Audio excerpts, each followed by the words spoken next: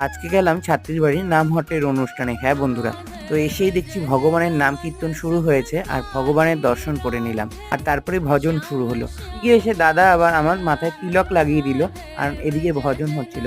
আর সত্যি ভগবানের নাম কীর্তন কিন্তু খুবই ভালো লাগে, আর আমার তো খুবই ভালো লাগে। যাই হোক, হাততালি দিয়ে ভগবানের নাম গান করছিলাম আর এদিকে আমার ছাত্রী একটু ভজন গাইছিল আর ছাত্রীর ভাই দেখো ছোট্ট খোল নিয়ে বাজাচ্ছিল। কিছুক্ষণ পরে নামহট্ট শেষ হয়ে গেল।